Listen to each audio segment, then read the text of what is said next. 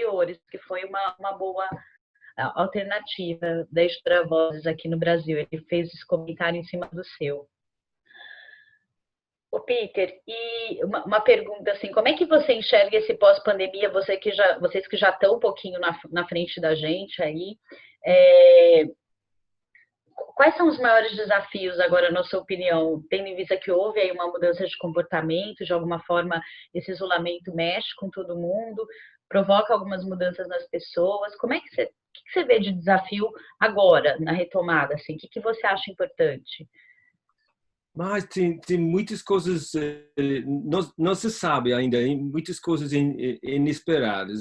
Na verdade, para nós agora, talvez o maior desafio está na publicidade, não? Porque a crise expôs a fraqueza da média empresa para nós, o proprietário dos nossos principais rivais de resenhas de livros fechou durante esta crise. Então, as duas revistas maiores da Listener e Nossa Certo dependemos muito para book reviews. Já não estão. Então, de repente, ficamos sem nossos principais meios de revisão. Então, como podemos responder a isso? Isso só é um exemplo, Fernando, mas temos que confiar ainda mais nas mídias sociais, gosto ou não gosto, né? Teremos que usar mais vídeos e pegar pela promoção online e, quando necessário, pensar em nossos próprios eventos ou campanhas para apoiar nossos autores. E como uma indústria, estamos falando de como podemos promover a publicidade coletiva, talvez catálogos para toda a indústria. Porque o problema para nós é que, sobretudo porque publicamos em inglês, principalmente, tem tanta publicidade de grandes livros americanos, ingleses, mas ter presença para nós é bem difícil. Então, nós fosse mais colaboração, estar mais abertos a trabalhar juntos com colegas e voltando ao nível digital, de usar esses meios que a gente está usando agora, que esses tradicionais são via de separação um pouco. Interessante. Trabalhar um pouco mais de forma colaborativa com as empresas do setor, é isso que você acha interessante nesse momento, além das mídias digitais. Sim. Eu vou chamar o Fábio para a conversa, que ele está muito quietinho também. Fábio, fala você um pouquinho, diante disso que o Peter falou, você deve ter experiência com outros setores, como é que, de uma forma mais geral, assim, observando outros setores, como é que foi o impacto disso? E a pergunta também que eu fiz para o Peter, assim, dá para enxergar oportunidade nessa situação? Dá para a gente pensar em inovar, em encontrar oportunidades? Bom, primeiro, boa noite, Fê, boa noite, Peter, e para todos que estão aqui na live. É jargão dizer, os chineses dizem que oportunidade e crise é o mesmo ideograma, e na verdade eu acredito muito nisso, Fê. Olhando os outros mercados e olhando o que tem acontecido no mundo, a gente passou por outras revoluções historicamente, e todas essas revoluções trouxeram evoluções, né? No jeito que o ser humano criou os seus modelos de cadeia de valor. Então, com certeza, existe oportunidade para o mercado editorial, assim como qualquer outro mercado. Hoje a gente vê mercados muito, eu acho que até mais atingidos do que o mercado editorial. Se você for pensar no mercado de restaurantes, por exemplo, as pessoas não estão saindo para a rua, né? E tem vários restaurantes que estão achando alternativas no processo de delivery, ou estão achando alternativas no processo de construção de nova cadeia de compras, trabalhar com seus concorrentes de forma coletiva para reduzir custos, para enxergar novas saídas. Hoje tem um artigo da Lisiane Lemos, se quem puder ler no UOL hoje, que é muito legal, que fala da era digital, né, da digitalização, mas mais importante fala da capacidade que os concorrentes vão ter de ter a partir de agora de se unir para enfrentar problemas maiores, problemas setoriais e não problemas exclusivos da tua empresa. E isso é fundamental. Quando a gente trabalha ou quando a gente vive uma disrupção como foi a pandemia e até como é a disrupção tecnológica que essa nossa geração está vivendo hoje, com certeza o primeiro reflexo é você se retrair, né? O ser humano ele está acostumado a procurar encaixar as situações em preconceitos, em caixinhas pré-prontas dentro da sua cabeça. Então a gente procura arquivar tudo em preconceitos que a gente já fez. E o que acontece em momentos como esse é que nenhum preconceito vai se encaixar na solução que a gente precisa ter. Então, num momento como esse de disrupção tecnológica, de disrupção de cenário global, que as informações que chegam até nós, elas não se encaixam nas expectativas que a gente tem, nas memórias que a gente tem e nas experiências passadas. Então, é um celeiro de criação de novas hipóteses de relação com o mundo real. E então todos precisam se reinventar. Não é uma questão mais de se tornar digital ou trafegar de uma forma colaborativa com seus concorrentes, mas é uma questão de quando. E esse quando você tem um fator como a gente está tendo agora da pandemia, ele se transforma em agora. Não dá para atrasar muito mais isso, né?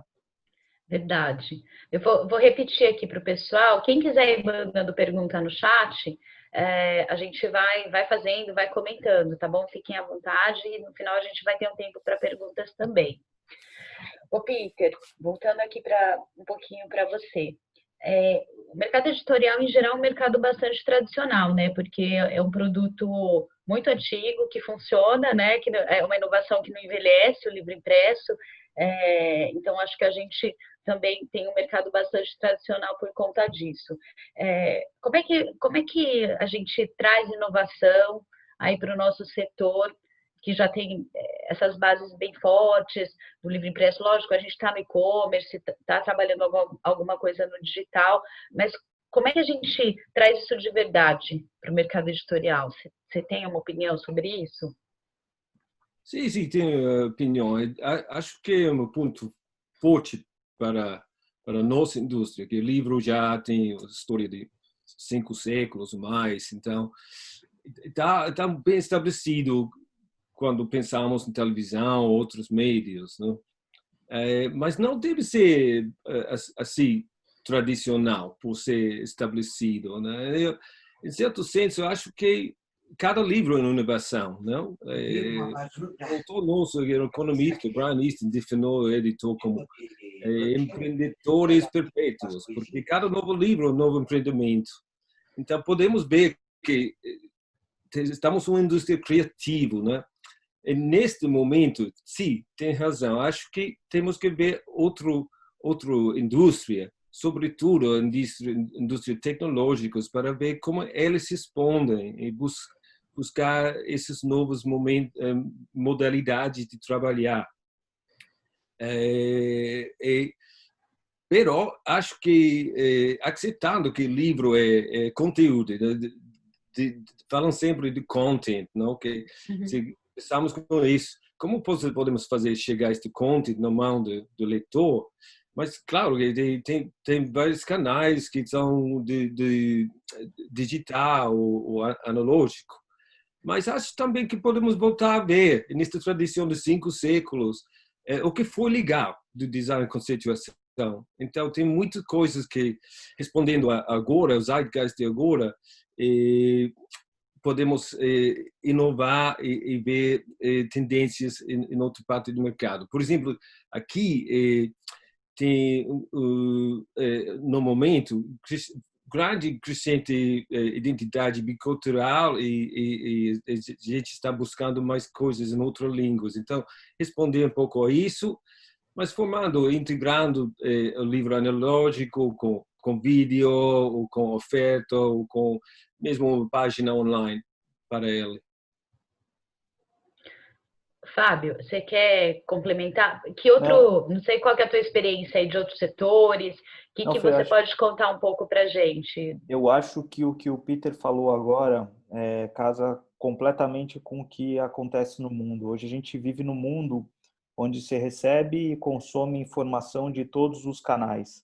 Então, o livro é um canal. A gente hoje trabalha com uma geração que não se apega à posse mais, mas ela se apega a experiências. A experiência de ler um livro não tem valor, né? Ela é, ela é muito maior do que você comprar uma laranja ou comprar um caderno. Então, assim, ela traz experiência. Então, o setor, por si só, tem um produto que está totalmente aderente às demandas e dessa nova geração, né, que hoje é a maior massa de consumo. Só que ela não consome mais única e exclusivamente de uma forma. Ela consome de uma forma 360. Então, se você tiver uma plataforma que hoje tiver no único exclusivo conteúdo ou num canal, você tem a grande chance de acabar sendo nichado. A gente pode usar, por exemplo, um setor paralelo que é o de livros. Eu vou usar aqui um setor da música, né, de direitos autorais e de música, que no final dos anos 90 sofreu uma disrupção com a criação do Napster, que era um site que botava o conteúdo gratuito, e a gente viu uma transformação da indústria. Até o começo dos anos 2000, a maior receita que um artista tinha vinha dos direitos autorais e dos dividendos de vendagem de disco, né? Hoje, os artistas precisaram voltar à estrada e fazerem shows para poderem manter os seus padrões de receita, e o conteúdo em si acabou sendo um veículo que eles disponibilizam online ou de uma forma em plataformas de shared, como a gente tem o Spotify, como você tem o Deezer e tantos outros.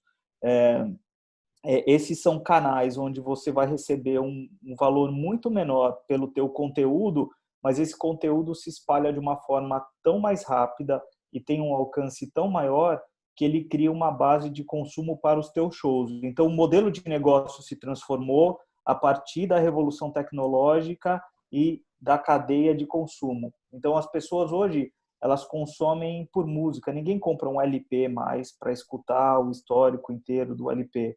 Mas se ele gosta daquele ator, daquele cantor, na pior das hipóteses, ele vai estar na live. E hoje nem show tem, né? Com a pandemia tem as lives. Então ele vai estar na live do cara, o cara vai ter 5 milhões de pessoas na live e vai lucrar um valor muito grande.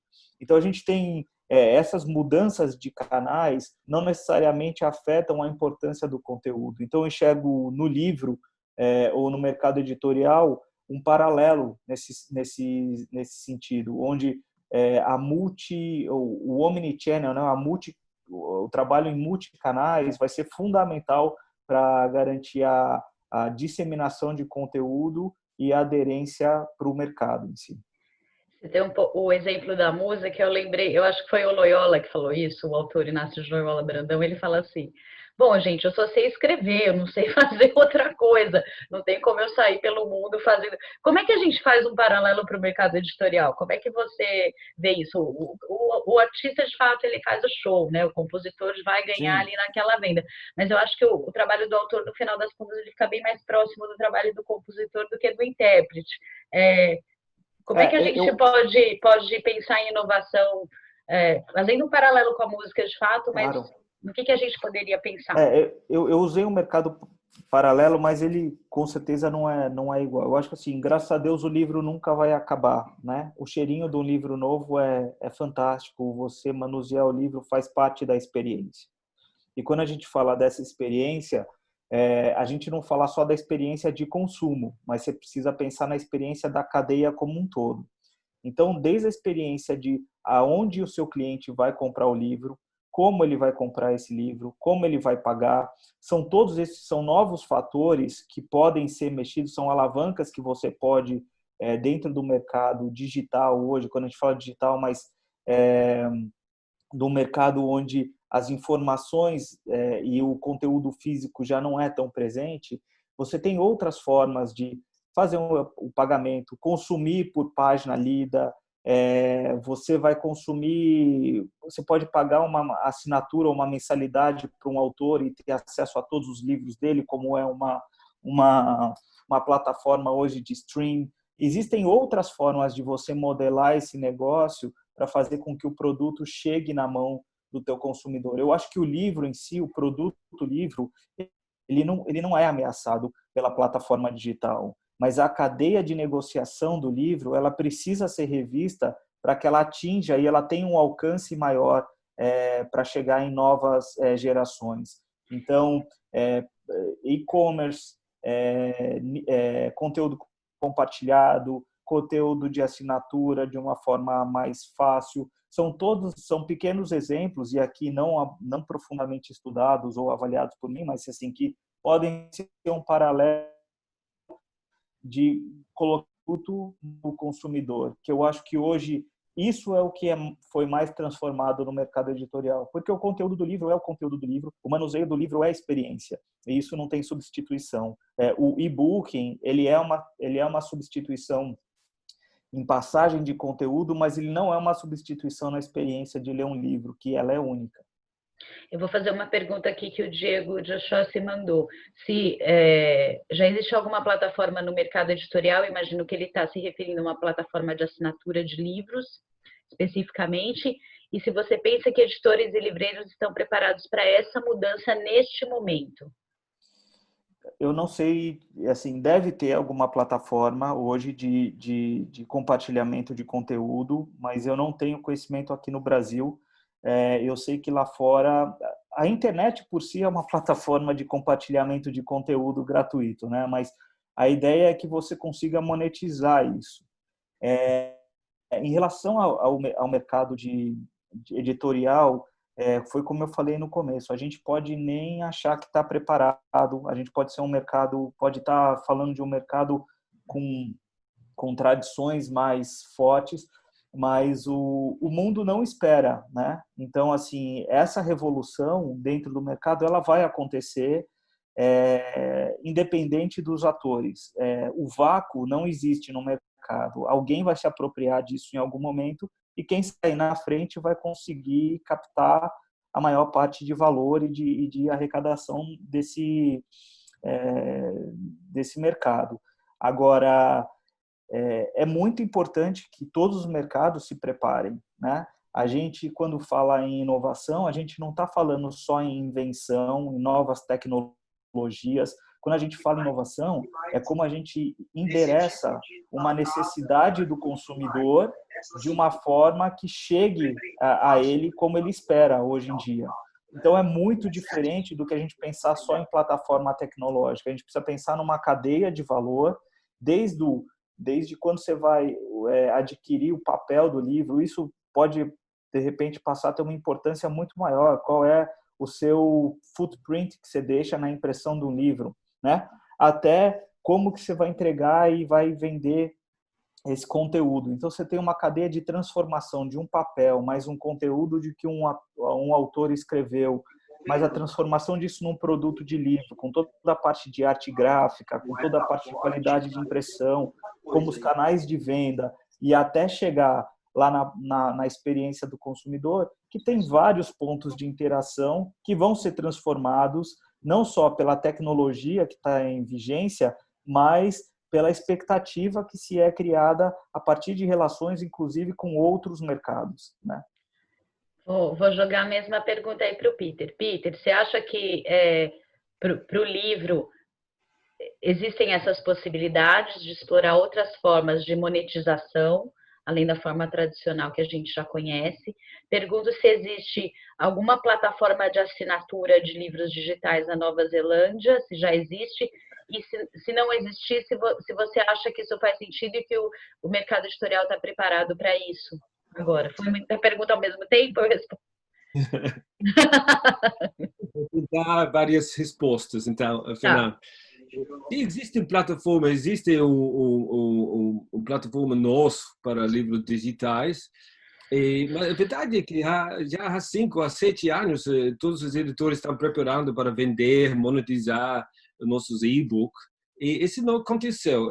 Talvez isso por essa forma. No nosso mercado um pouco particular, vemos que mais de 30% dos livros em ficção vendidos são e-books. A gente aqui publica mais livros ilustrados, não ficção e livros infantis. O percentual chega só a 3, 5%. Então, sim, claro que durante esta fase de epidemia, a gente deve consumir eletronicamente, porque as bibliotecas, as livrarias estavam fechadas. Mas vemos monetizar esse conteúdo digital é bem difícil, como falou Fábio. Então, vendendo um pouco de e-books, vamos talvez passar de 5 ou 6% dos nossos ingressos. Então, aqui ao menos nós vemos mais canais digitais como um canal promocional. Não é que queremos estar assim, mas pelo momento o livro imprenta, o livro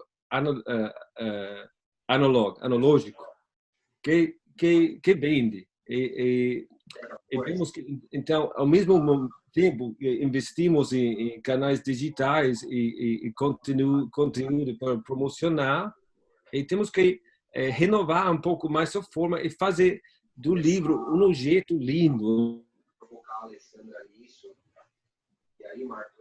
Peraí, gente, eu vou mutar todo mundo só e depois a gente continuar. Um jeito que a gente...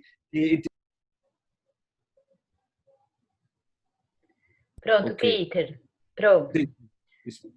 Então é assim, é uma dinâmica um pouco estranha, isso. Esperando que acho que no senso de inovação temos também ver um pouco mais no passado. Não sei se existe no Brasil uma tradição de o que chamamos aqui serialization, ou serialização. Então, como escreveu Dickens, não, cada semana faz parte da sua novela. Acho que isso também é uma forma que vamos explorar, sobretudo no livro infantil, de se enviar grátis algo a eles via estes canais que já se estabelecido durante a pandemia, para ao fim chegar a terminar o livro, a escola já lê tudo, e depois, se querem comprar, já tem um livro que podem comprar. Serialização seria uma forma, por exemplo, que podemos explorar. Peter, tem uma pergunta do Benedito da Girassol. Ele pergunta assim, olha, no mercado infantil já há alguma experiência dos editores, no mercado infantil, já há alguma experiência da Nova Zelândia para retomada ou mesmo para o momento? Ele comenta que o livro infantil não tem grande receptividade do ponto de vista dele no online. Como é que está isso na Nova Zelândia? Como é que isso é visto? Acho que a nossa experiência é mais ou menos igual, que sobretudo o livro ilustrado é bem difícil levar este formato ao nível digital, mas o que vemos durante esta crise, uma explosão de autores lendo diretamente parte do seu livro para pelas crianças, os professores, maestros da escola também fazendo atividade diretamente com as crianças. Estamos vendo mais animação, mais ao nível de app do que do e-book, e dizer que são outras coisas, mas também monetizar a app ao nível para recuperar o investimento é difícil para um país de só 5 milhões de pessoas. Então como falou Fábio também tem vários canais, mas até agora, sim, para livro infantil, não vemos uma grande retomada do livro eletrônico. Tem uma pergunta aqui do Gibe. Ele pergunta o seguinte: gostaria de fazer uma pergunta ao Peter. Você disse que o livro digital na Nova Zelândia não decolou ainda, mesmo neste cenário de isolamento, e que não puderam fazer delivery porque não foi possível fazer delivery. Por que você acha que não decolou o consumo do livro digital, mesmo com as pessoas com um device na mão? Você enxerga alguma razão para isso? Sim, pois é uma pergunta interessante. Eu teria esperado mais venda digital. Talvez porque nos anos anteriores, ao menos para nós, para os editores neozelandeses, não tiveram grande atividade nesse campo. Talvez nosso oferta não era bastante novo, não era bastante recente para interessar a gente. Não quero dizer que durante a quarentena a gente não estava lendo livros digitais, mas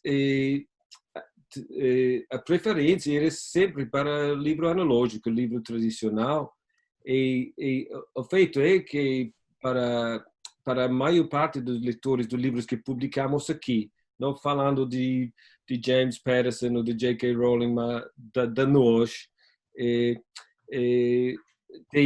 o tipo de livro não está tão adaptado ao device online. Mas sim, estou seguro, porque a gente, se está blocado, vai buscar uma maneira. Teve um crescimento nisso, mas não estou seguro que isso vai durar agora. Vemos que a gente voltando mais na livraria para ter recomendação pessoal e ter contato pessoal. E como vocês sabem, depois de um período de isolamento, queremos sair na rua e abraçar o irmão. Mas você acha que as campanhas digitais continuam, mesmo que a venda aconteça ali na livraria, numa coisa mais presencial? Você recomendaria a continuação do trabalho digital que foi descoberto nesse momento, em termos de marketing, em termos de novas formas aí de se comunicar com o leitor, né? Sim, acho que sim. Acho que para o Orotia, por exemplo, este mês de fechamento nos deu a oportunidade de renovar um pouco nossa oferta de e-book. Estou seguro que isso vai retomar um pouco, aumentar. Voltando ao livro infantil, porém, temos que repensar bem como esse livro. Sim. Fábio, vou dar uma pergunta provocada aqui no Fábio. Olhando, você tem experiência com outros mercados também. Como é que você sugere uma forma da empresa olhar para o negócio dela e se reinventar? O que tem que pôr em prática hoje? Legal. Eu acho que assim, a primeira diferença que a gente vive hoje versus momentos passados é que antigamente a gente vendia para os nossos consumidores o que a gente conseguia fazer, né? Hoje a gente tem que fazer coisas que a gente imagina que o nosso consumidor vai querer. Mudou a ordem das coisas. Tem alguns mercados que entenderam isso muito rápido. Vou dar o exemplo aqui do mercado de seguros, por exemplo. Antigamente, para comprar um seguro, você recebia uma mala direta dizendo: vão roubar o seu carro, tenha cuidado, proteja seu patrimônio. E aquilo era visto como você ter de pagar um dinheiro para ter uma certa segurança. Algumas empresas de seguro, no final dos anos 90, começo dos anos 2000 até, e com mais força a partir da segunda década dos anos 2000, eles tinham uma base instalada de serviços muito grande. Então você começava a comprar o seu seguro do carro, mas você tinha assistência da geladeira, o cara que mexia no computador, o chaveiro, tal, vinha um pacote de benefícios junto para você e você parou de comprar o seguro do carro por um problema de sofrer um acidente e passou a pagar uma mensalidade por ter um estado de paz de espírito. Você sabe que se tiver um problema, independente de qual seguro que você contratou, aquele vai ser endereçado por uma companhia que está te trazendo soluções. Outro setor que conseguiu desromper muito forte também foi o setor de dentistas. Durante muitos anos, o sendo dentista era fazer um tratamento de canal, era curar uma dor de dente. Nos últimos 5 anos, o maior dos setores de saúde, o que mais cresceu foi o setor do dentista, e 45% desse crescimento de receita veio por trabalhos em estética e beleza. Então, as pessoas hoje vão ao dentista para fazer clareamento, para reparar um dente, para ficar mais bonito, para trocar, para botar um aparelho. Então, são indústrias que conseguiram inverter e olhar, botar o consumidor, entender qual seria a necessidade, possível necessidade que essa indústria poderia atender desse consumidor, independente do histórico de relacionamento que ele tinha anteriormente. Então, aqui, quando o Peter fala dos conteúdos, que muitos autores de livro infantil estão lendo os conteúdos de forma de plataforma digital. Às vezes isso pode até ser feito numa própria livraria, para chamar de contos. E eu vi algumas livrarias aqui em São Paulo onde o autor fazia dedicatórias e autografava os livros que aquela livraria estava dando dele. São formas de você começar a criar novos canais e atender outras demandas do teu consumidor que não são as historicamente atendidas pelo teu setor. E essas demandas elas vão se ampliar, e as necessidades de interação e as oportunidades de interação elas vão se ampliar. Então, você ficar atento para criar vínculos nessas outras oportunidades é o que pode garantir a continuidade do teu negócio lá na frente, e não o que trouxe a gente até aqui não necessariamente é o que vai levar a gente daqui para frente, né? A gente vê isso acontecendo em medicina.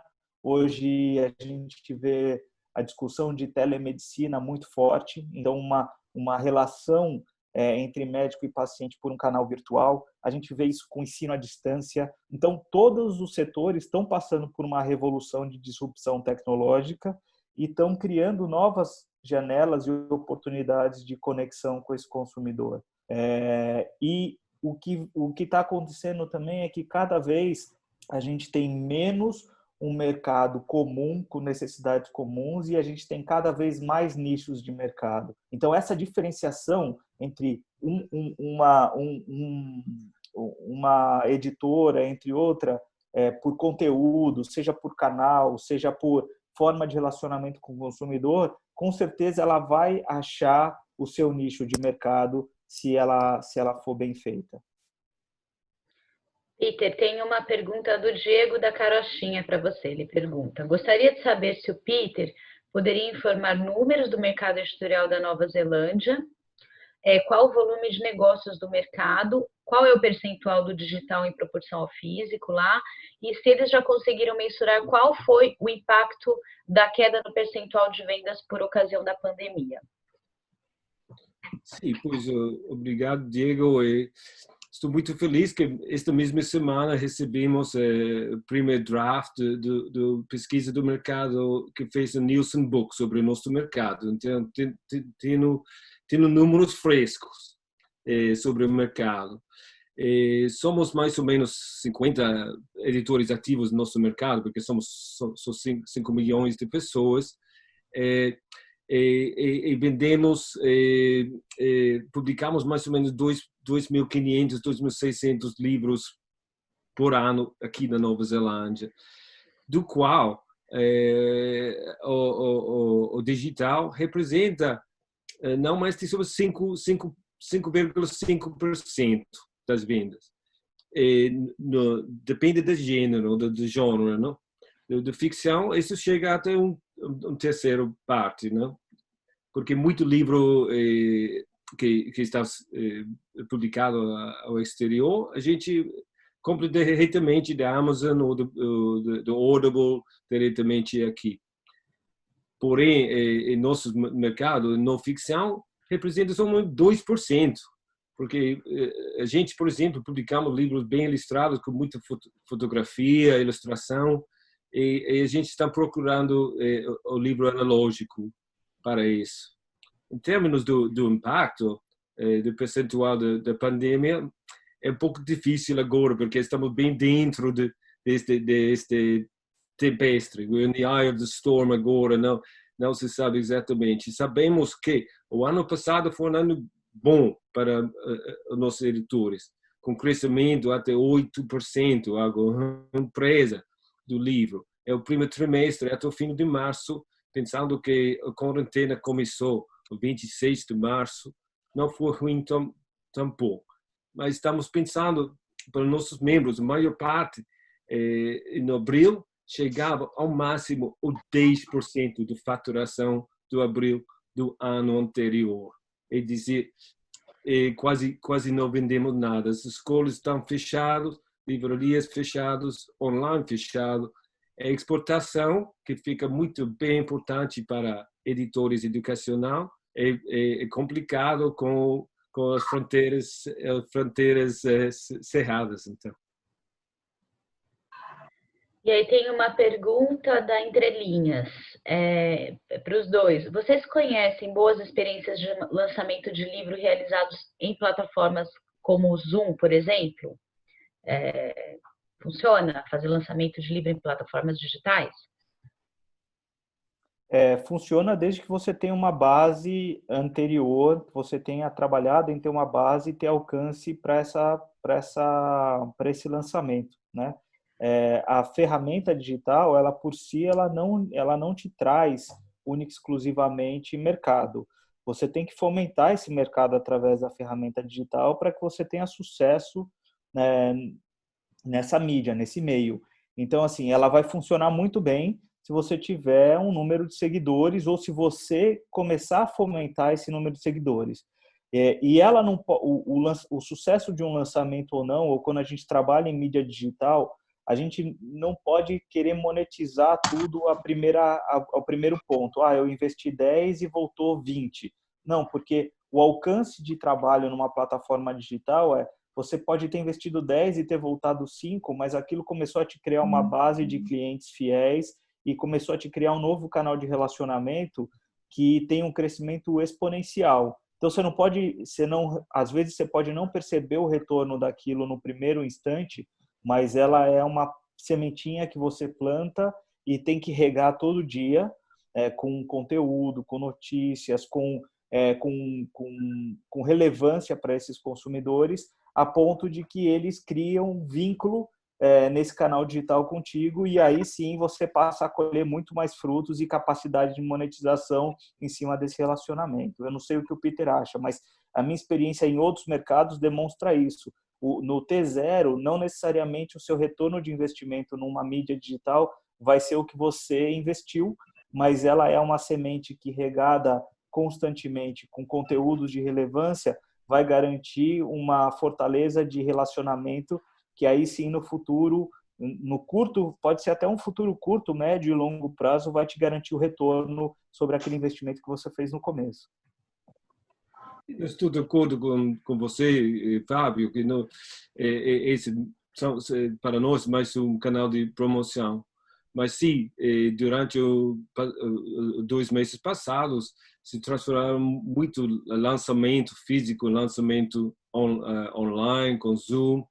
Até que aqui temos os nossos prêmios, os Book Awards, se chamam Ockham Book Awards, que foi para a semana passada, geralmente no centro de convenção no centro de Auckland. Esse se transformou completamente em uma experiência online.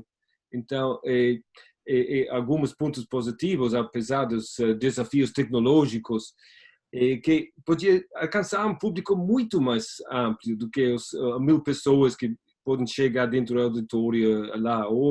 Acho que o público foi 4 ou 5 vezes maior, gente de todo o país.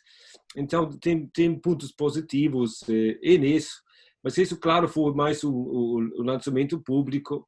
Depois, o desafio para nós é fazer chegar o livro a quem quer comprar, porque não sei se vocês vão experimentar também, mas um desafio grande agora é a cadeia de fornecimento agora, supply chain, que tem tanta procura pelos serviços do courier, estão falando de Navidade, o Natal, for Christmas at once, for Christmases at once, 4 vezes a procura de Natal agora.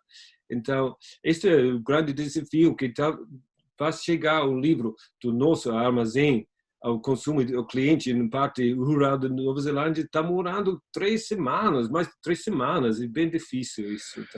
Mas, voltando à pergunta, sim, acho que muita atividade, muito lançamento via Zoom e outra plataforma online agora. Sim. Isso vai continuar, acho. Eu tinha me desafiado a não falar desse case, mas eu não consegui. Quando a gente pensa na Amazon, hoje é a empresa com maior, que mais vale no mundo, ela começou distribuindo livros, né? Então, assim, a questão não é só o conteúdo, não é só o lançamento e não é só fazer o livro, mas é fazer esse livro chegar ao teu mercado consumidor. Então, para isso, as mídias digitais podem alcançar pessoas que hoje, nos modos correntes, você não alcança, né? Então, assim, quando a gente se pergunta se o mercado editorial pode se transformar e pode crescer e pode se monetizar, a primeira coisa que veio à minha cabeça foi na Amazon, mas a Amazon conseguiu entregar para o mercado editorial uma solução de logística, não foi de conteúdo. E mesmo assim, ela teve um sucesso enorme e aí foi trabalhar em outros mercados, mas então não é só a questão de escrever ou de imprimir o livro, mas é de disponibilizar no canal certo na hora que o consumidor consiga aderir a esse produto. E para esse consumidor que está com características tão diferentes, né? Que é um consumidor diferente que a gente tem hoje. Totalmente. Totalmente. Tem um comentário aqui, Peter. Você fez um comentário. A pessoa fala, Peter, você colocou um ponto interessante. O mercado editorial da Nova Zelândia, por se tratar de língua inglesa, tem concorrência muito forte com publicações dos Estados Unidos, Grã-Bretanha, etc. E uma população não tão grande, né? No Brasil nós temos uma população grande, temos a língua portuguesa, óbvio, tem livros traduzidos do inglês, né? Também para o português, mas como é que vocês enfrentam essa questão da concorrência do mercado externo no mercado de vocês? Como é que vocês tratam isso? Pois, obrigado. Uma boa pergunta, porque muita gente espera seja uma vantagem trabalhar em inglês, mas para nós, para outros países como Irlanda, é um desafio, não? Porque o nosso mundo editorial está dominado por Londres e Nova York.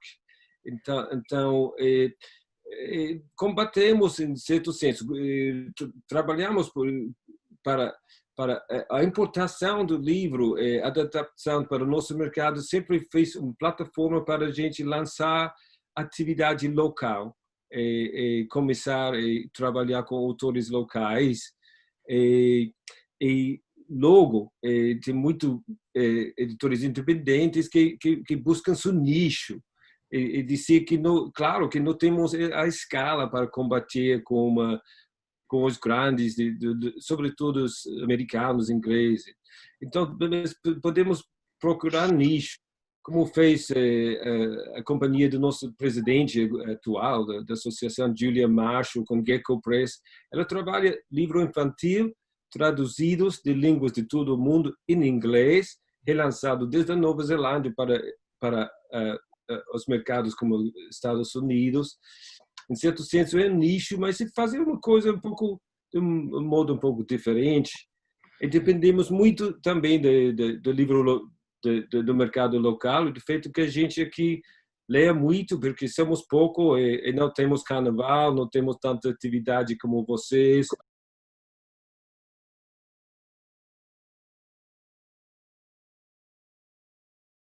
Pode falar. Pode seguir, Peter, está ajustado aqui. Já terminei. Tem um comentário aqui da Rosana Martinelli. Ela diz o seguinte: sou da Quatro Cantos. Sobre o que fala o Dantas, vejo que o potencial do mercado editorial no Brasil é enorme. A sensação que eu tenho é que, ao contrário de oferecer algo diferente relacionado a livros, o que o público deseja antes disso, teremos que fazer o público acordar no sentido da população descobrir que precisa de livros e ter acesso a eles. Vejo esse como o principal ponto. Vocês querem comentar essa opinião da Rosana? Vocês concordam? Eu concordo, assim, eu concordo que você criar a demanda é super importante.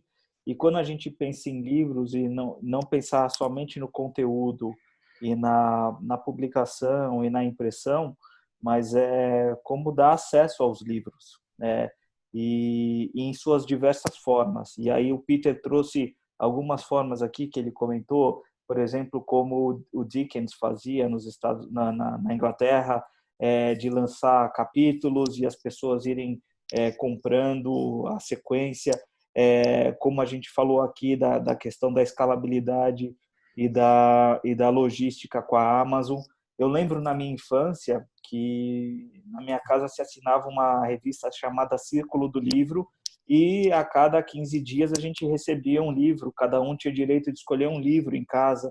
Então, assim, são ações diferentes que o mercado precisa tomar para encontrar o consumidor na hora que ele está aberto a receber a experiência da compra de um livro. O que eu acho fundamental e um desafio para o mercado editorial, e assim como outros mercados que estão passando por essa disrupção, é deixar de lado um pouco a questão de olhar para você como o publisher, né, como o editor, e pensar um pouco no mercado. Então, formas de colaboração que não é cooperação, é de procurar se unir, dividir os pontos fortes, dividir os achados, para que o mercado se sustente a longo prazo de forma rentável. Então, assim, é fundamental pensar em toda a cadeia, não só na publicação, no conteúdo e na impressão, mas o acesso, a distribuição, os novos canais, a forma de distribuição e a forma de monetização. Tem milhares de variáveis que podem ser trabalhadas pelo mercado e que vão facilitar chegar na pessoa certa ao preço certo. Fábio, entregou a idade, hein, nessa resposta aí. Entreguei a idade. Entregou a idade. A Karine Barreto comenta aqui que nessa linha do Circo do Livro tem a leiturinha, que é um sucesso, né? Aliás, tem vários clubes de leitura, leiturinha para crianças, tem outros para crianças, tem a TAG, que são livros de literatura, e existem outras coisas aí acontecendo. Eu queria perguntar para o Peter um pouquinho sobre isso. Na Nova Zelândia, vocês têm esse modelo de assinatura, que você faz uma assinatura e recebe um livro na sua casa todo mês? Isso é uma coisa que está acontecendo aqui no Brasil. Tem alguns clubes de assinatura infantil, tem de literatura. Como é que está aí na Nova Zelândia isso? Ana, eu não quero mostrar a minha idade respondendo esta pergunta, mas sim, existe nas escolas, sobretudo, tem book club que a gente se acho que no mercado geral nós fazemos bastante disso, porque é muito cômodo, é um sucesso que tem o grande fornecedor de livros áudios como a Audible, que a gente paga e recebe uma vez cada mês. Eu acho que a nível coletivo é algo que temos que considerar aqui também. O que é a oportunidade que vejo nesta crise, não sei no Brasil, mas na Nova Zelândia, digamos que a gente redescobriram suas livreiros, de bookshelves. A gente se dá conta, sendo a casa um mês, do valor do livro. Os pais que não estão muito a casa vejam as crianças lendo juntos. Então, em certo senso, temos que aproveitar agora antes de que cambie, voltamos como antes, como chegar a estas pessoas a apoiar. Acho que no Brasil é um bom momento para oferecer, sobretudo a população que está um pouco mais baixo no nível socioeconômico, vai acesso ao conteúdo digital para orientar, ambientar eles ao livro. E depois vamos a ver em que forma podemos fazer chegar a nossas histórias, os nossos livros para eles. É um bom momento nesse sentido. O Diego está comentando aqui da Aroli que a Carol acabou de lançar um clube voltado para títulos de espiritualidade, né? Um clube de nicho específico. E você citou um pouco, queria que você contasse um pouco como é que funciona a questão dos audiolivros. Como é que está isso na Nova Zelândia? Isso está crescendo? É uma coisa que já estava estabelecida? O audiolivro, o que significa para o mercado de vocês? Sim, pois é outro exemplo da nossa situação como ilhas ingleses, o mundo dominado pelos outros. Então, o audiolivro está crescendo, mas não tanto como nos Estados Unidos ou talvez no Brasil, porque não temos muito meios públicos, não estamos tantos, não viajamos tantos, não, para ouvir isso. É difícil para nós investir em transformar um livro nosso em áudio e não temos plataforma para lançar. Então, estamos um pouco excluídos deste boom áudio. Vemos nos livros importados autores grandes de outros territórios, mas sentimos um pouco que não participamos por motivos de nossa distância. Nossos atores não estão tão conhecidos. Então, sim, acho por isso que estamos buscando outras relações com a América Latina, outros países na Europa e na Ásia para promover nossos autores. É bem difícil no mercado áudio para nós agora. E Peter, eu tenho a impressão de que é uma experiência completamente diferente, né? O audiolivro não é o mesmo produto que o livro e não traz para a gente a mesma experiência. É um mercado diferente do que o mercado de pessoas que compram livros para ler, não?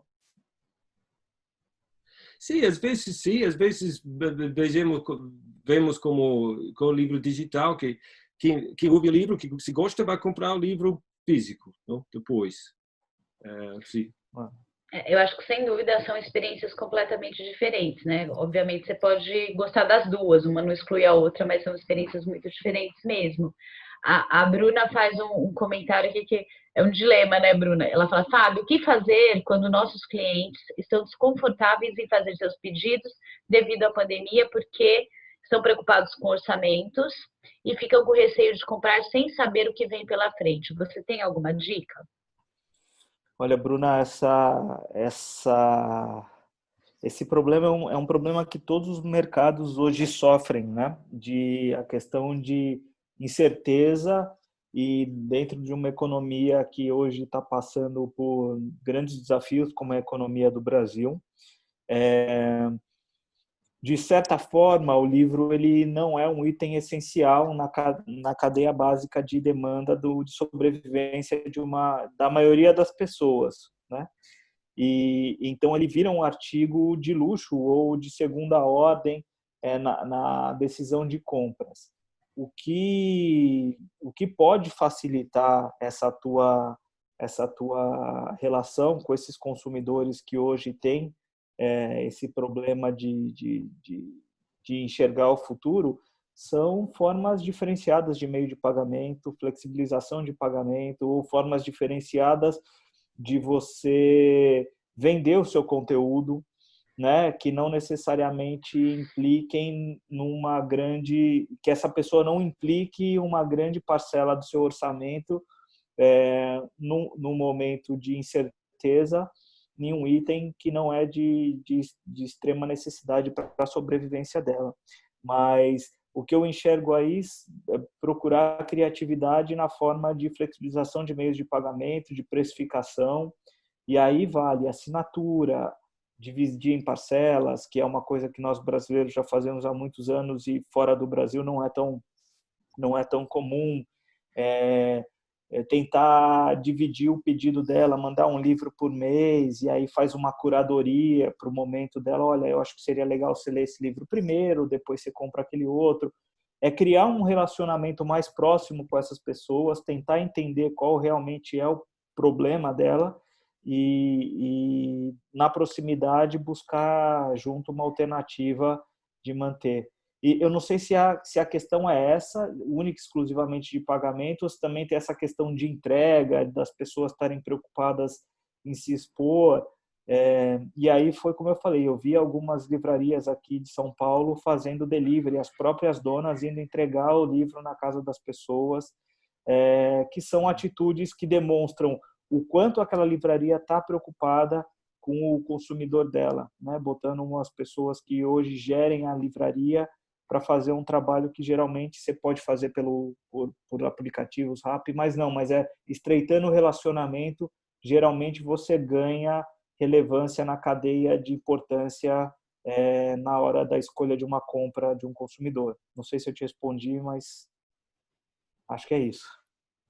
Sabe, interessante isso, porque também falei de problemas de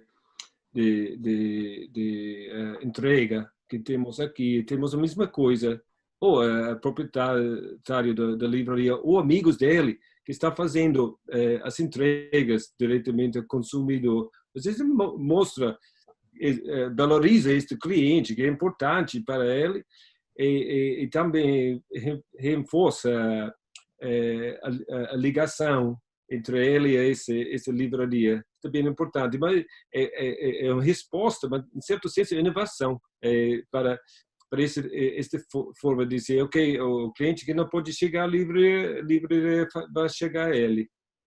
A inovação não é só a tecnologia, né, Peter? É criar novas formas de estreitar o seu relacionamento com o seu consumidor, né? Então, Peter, a gente, assim, no Brasil nós temos índices bastante baixos de leitura, né? Nós não temos, podemos dizer que o brasileiro tem um bom hábito de leitura. Como é que é na Nova Zelândia? Os índices de leitura são bons? Assim, o livro ocupa um lugar importante na vida das pessoas? Sim, às vezes me surpreende, né, de quantos livros a gente lê, de todo tipo, né? A pesquisa que fez o nosso Book Council, a Read New Zealand, há um ano e meio, demonstrou que, por médio, acho que o New Zealand lê mais que 20 livros por ano. Então, é bastante muito alto. Bom. É muito bom, Peter, esse número. Muito bom, é essencial, porque sendo só 5 milhões nesta base, eu não seria aqui, acho que vou fazer outra coisa. Mas isso devido a várias particularidades da nossa sociedade, mas valoriza muito a leitura na escola primária. Não? Ao lado de literacy, temos é fundamental este poder ler, poder responder, criticar. Então, acho que muito começa com a educação, a formação das crianças mesmo, neste sentido. Então, a taxa de literacy, não sei a palavra. Alfabetização. Alfabetização é como 98%. Então, gozamos muito desta fase. Conhecendo um pouco o Brasil, entendo que em várias zonas porém desafio. Então, mas isso é um bom momento para ambientar um pouco, promover o livro para a gente que não tem outra coisa para fazer. Porque sempre brincamos que aqui lemos muito porque fim de semana não tem tantas outras coisas para fazer como para você. Tem muitas coisas, muitos lugares lindos, mas sendo um pouco mais tranquilo. Muita gente em casa lendo livro, seja o livro de um grande jogador de rugby ou livro de cozinha, mas sim, tem... Fortunadamente temos isso.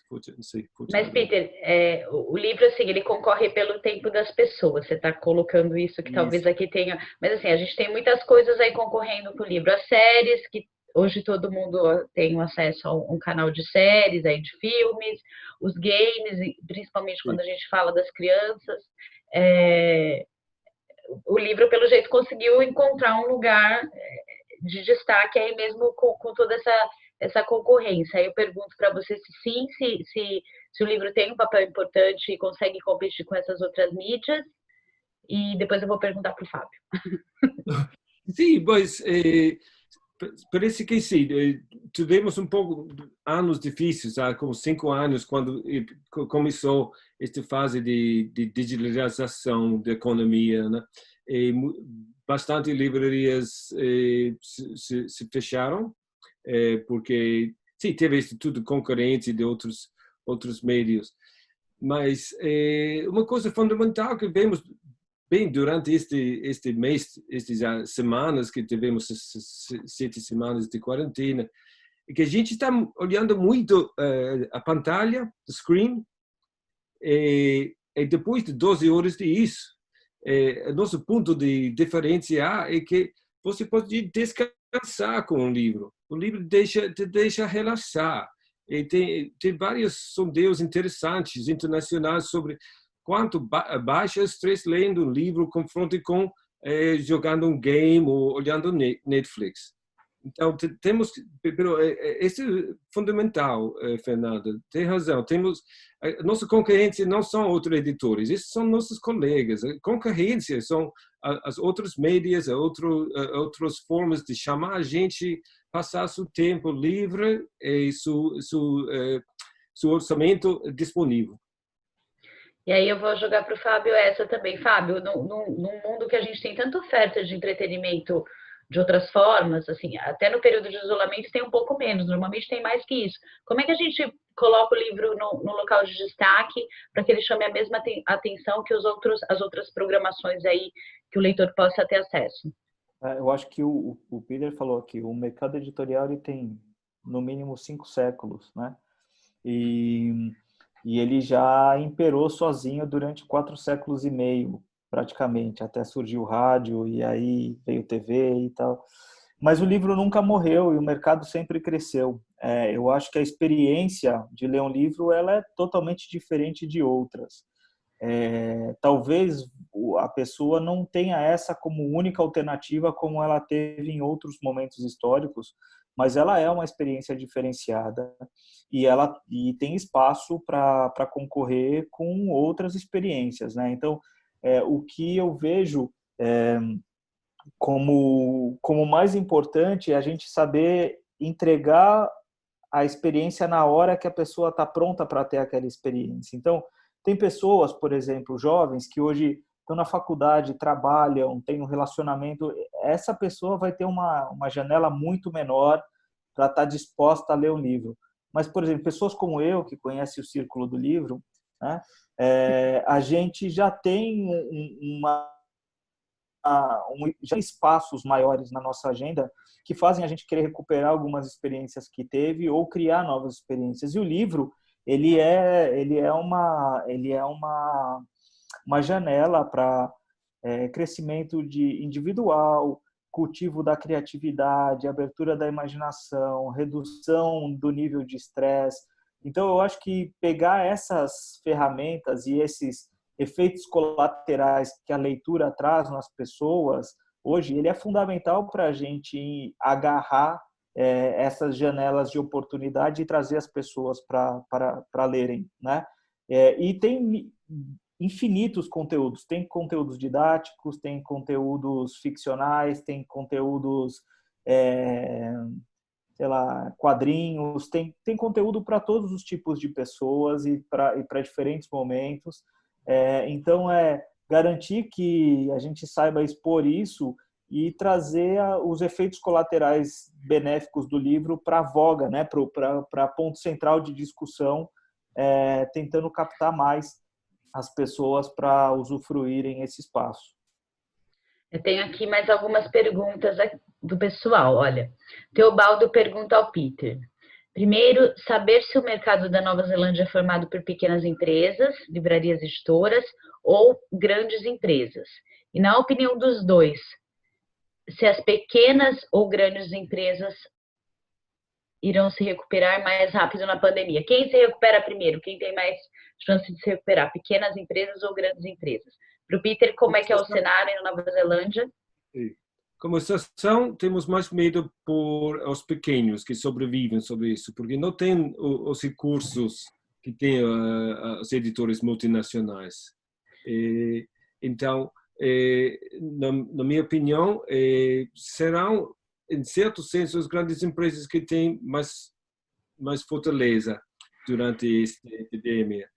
Porém, quem pode responder mais rapidamente são os pequenos, porque são mais nimble, né? São mais capazes de orientar, de cambiar sua forma de publicar, não tem custos fixos. Então, no médio prazo, acho que são eles que vão aproveitar mais disso, dependendo do que acontece agora, porque somos um pouco, esperamos não tantas semanas antes da situação que vocês enfrentam agora, mas estão vendendo, ok, esses problemas de cadeia de fornecimento não esperavam.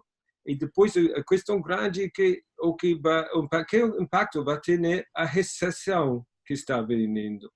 Então, temos que preparar por isso. Então, os grandes têm mais recursos financeiros para poder, acho, continuar, mas perdendo dinheiro. Os pequenos talvez não, mas temos que adaptar para sobreviver.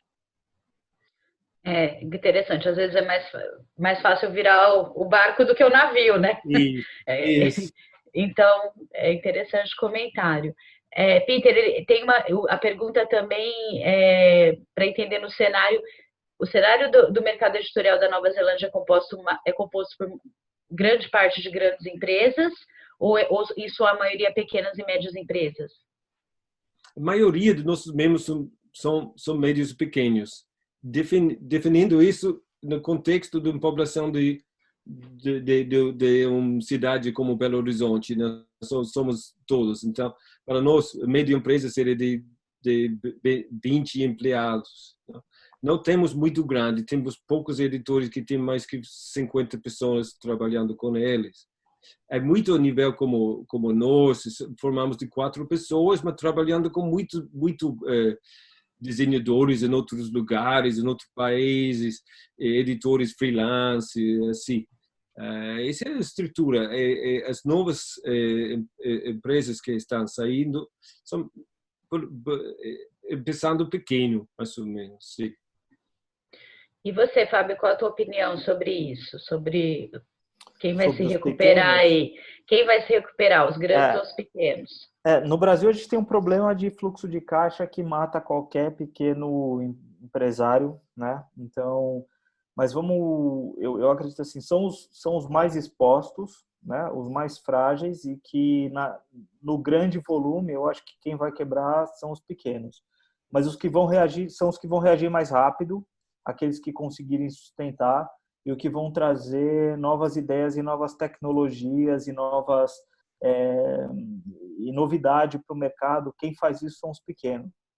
Os grandes, você virar o Titanic é muito mais difícil do que um Classe Star. Então, o cara que é pequeno, ele tem agilidade de responder para o mercado muito maior do que uma empresa grande, com custos grandes, com carreiras e afins dentro dela.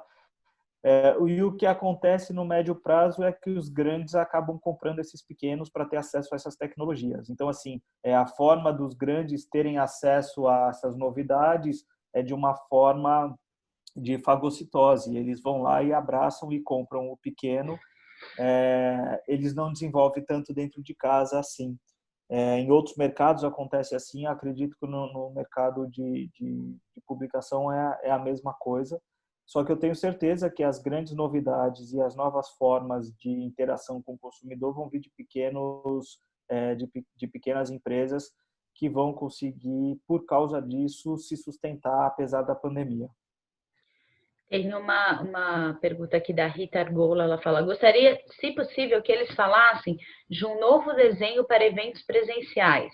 Se conhecem iniciativas e se sugerem algo nesse sentido. É uma forma diferente de fazer eventos presenciais. Vocês têm alguma experiência para contar? essa é a pergunta de $1 milhão hoje em dia, né? A gente não sabe, né? O mundo inteiro está locked down. A gente tem algumas tentativas de aglomeração controlada, com espaço entre as pessoas, mas a gente vê em alguns lugares que já tomaram essas atitudes, uma busca por retrocesso e por estudos de novas frentes de quarentena, como na Espanha, por exemplo. Então, eu acho que esse é um futuro que a gente não tem ao certo ainda como vai ser feito. Eu só sei de uma coisa, e isso eu posso garantir. Como é que é? Quem foi que perguntou, Fernanda? Eu já desci aqui para a próxima, eu já me preparei para a próxima. Tá. É a Rita. Rita. É a Rita. Então, é a Rita. A única coisa que eu posso te garantir, Rita, é que nunca mais vai ser igual você conhece. Isso não vai voltar, nem que não seja só por questões sanitárias, mas por questão das pessoas vão criar novas formas de interação com o mundo por causa desse momento de restrição sanitária. Nunca mais vai ser igual. Agora, eu não tenho aqui, a gente não tem uma bola de cristal para dizer como será. E eu acho que a gente está muito incipiente ainda para pensar nisso em termos mundiais, né? Quando a gente no nível falando mundialmente. Deixa eu pegar. Peter, o Antônio Carlos disse que você mencionou uma editora que traduz vários livros de outros países para o inglês. Ele não pegou o nome da editora. Você poderia repetir? Sim, se chama Gecko Press. Gecko é como lizard, Gecko. Depois vou passar todos os detalhes para você, Fernanda, assim que pode compartilhar. Obrigada. A gente compartilha com todo mundo. Bem bacana, Gecko Press, gosto muito. José Castilho pergunta aqui, Peter, na Nova Zelândia a questão da leitura é tratada em conjunto, isto é, poder público e setor privado juntos, com o propósito de formar leitores. Ou é como aqui, que é cada um por si, apesar das tentativas políticas públicas a partir de 2006, interrompidas em 2016? É o Castilho que está perguntando. Sim, pois tem vários entes que trabalham para promover a leitura na Nova Zelândia. Tem até a Biblioteca Nacional, que é responsabilidade da alfabetização. Tem este conselho que se chama Read New Zealand agora, que o seu objetivo é fomentar a leitura. A gente participa agora em um novo ente que se chama Coalition for Books, que é promover acesso a venda do livro. Tem iniciativas coletivas, então, não tanto com o governo, mas em aliança com agentes do governo.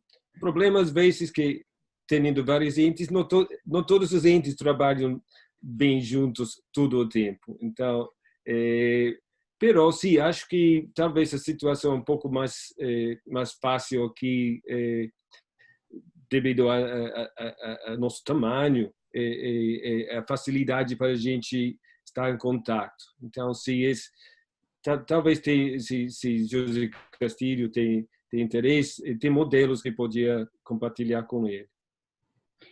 A Entrelinhas comenta aqui com Castilho que há 11 anos está sendo discutido o plano estadual do livre leitura e bibliotecas, não aprovado ainda. No nível federal é a mesma coisa, a gente discutiu durante 15 anos, tem uma lei aprovada, mas não conseguiu colocar isso em prática ainda. E acho que a gente está terminando o nosso tempo aí. Eu queria dar um espaço para vocês fazerem aí uma fala final, ponderar alguma coisa que vocês achem importante que eventualmente a gente não tenha tratado. Quer falar, Peter? Quer começar você? Sim, pois de novo agradecer a Câmara do Livro Brasileiro Câmara Brasileira do Livro para essa oportunidade. Sabe que essa epidemia é muito ruim, está fechando as fronteiras físicas, mas está permitindo abrir fronteiras virtuais, ensinando a trabalhar mais em diferentes fusos horários. Então, acho que isso é alguma coisa boa que nos ensina, não? Talvez é um grande desafio para as feiras do livro agora, para a gente se reunir. Mas para vocês, como para nós, é bem difícil já viajar desde Nova Zelândia, o Brasil, para a Alemanha, participar nessas feiras. Então, ver essas feiras de livros, ou encontros como esses, que se reúnem pessoas em várias partes do mundo, é muito bom. Então, isso não, acho que estou de acordo com o Fábio. Isso vai cambiar muito como trabalhamos no futuro. Pelo menos o virtual vai como um pouco como o e-book com o livro. Esses encontros vão ser um complemento para o real, para o analógico. Então, temos que ser positivo, otimista. Boa sorte com a trajetória do Brasil. Da parte de Nova Zelândia, tudo melhor e esperamos que depois desta fase triste e difícil, vamos a poder colaborar mais.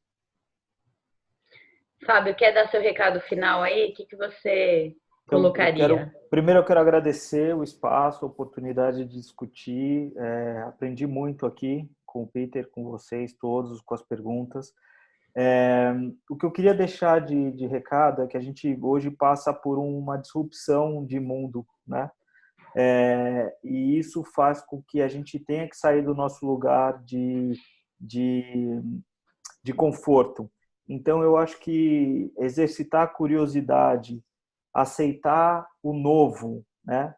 Trabalhar com foco no consumidor e não no que a gente é capaz de produzir hoje, mas nas demandas atuais e futuras do consumidor, de forma rápida e colaborativa. E eu acho que colaborativo para o mercado editorial é fundamental, porque vocês juntos defendem uma bandeira de um mercado.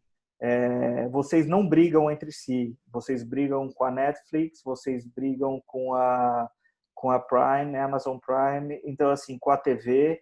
Então, eu acho que assim, um espírito de colaboração dentro do mercado, que acho que é o DNA da CBL, por isso que existe a CBL, e isso ser fomentado é muito importante para a continuidade, para a troca de ideias que dão certo, de novas possibilidades, e que isso seja um fomento de novas iniciativas com foco no consumidor, de forma colaborativa, abraçando o novo, porque ele não vai embora.